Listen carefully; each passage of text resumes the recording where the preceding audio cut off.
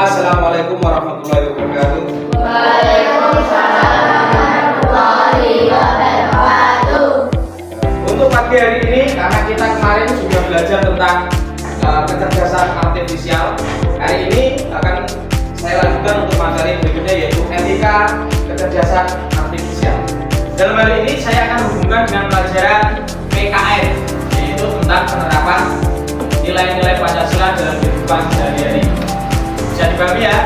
Dalam hal ini kita salah satunya adalah tentang etika kecerdasan artifisial.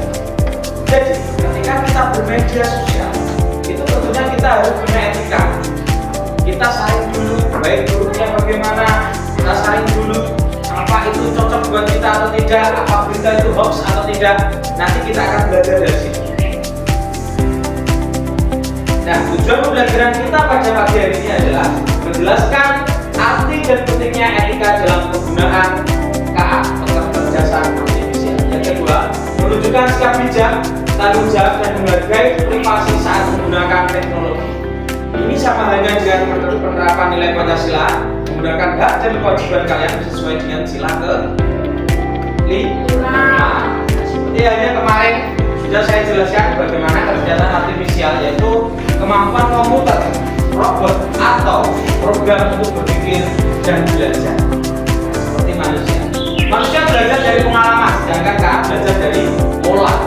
Seperti halnya kemarin kalian sudah mencoba tentang blocking, tentang bagaimana jalan lurus, terus belok, terus lurus lagi. Mereka pengenalan pola, sedangkan manusia itu belajar pengenalan dari pengalaman. Contoh KA yang biasa kita temui, Google Assistant atau Siri. Nah, Google Assistant banyak. Biasanya kalian menggunakan halo Google. Yang kedua, rekomendasi video di YouTube. Nah, biasanya kalau kalian sering melihat video YouTube yang berhubungan dengan game, pasti ketika kalian membuka YouTube lagi, pasti beradanya keluar game. Ya atau tidak? Misalnya kalian melihat video tentang film ini, nanti berikutnya ketika kalian membuka HP beranda, muncul yang pertama adalah videonya Budi. Itu yang namanya rekomendasi. Etika digital itu adalah aturan saat kita menggunakan teknologi.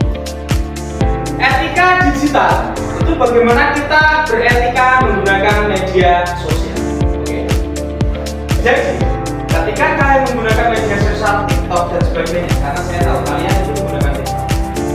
Jika ada teman kalian atau kelas sebelah sedang membuat video, kalian kadang komen ala videonya like dan tapi itu namanya dia tidak menggunakan etika bermedia sosial.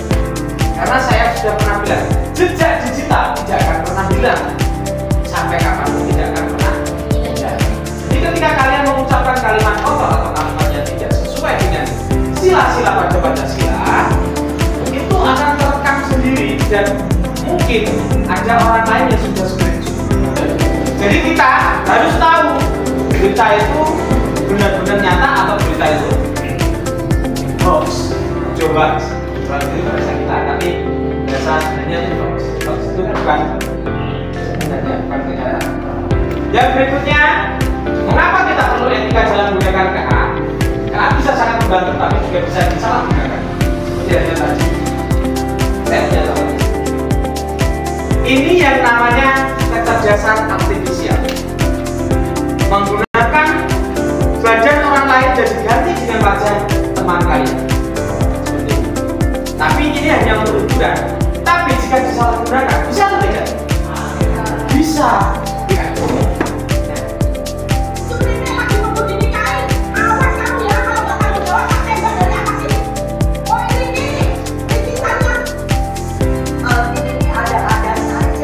Kenapa buat adegan nenek naik pesawat tempur, nenek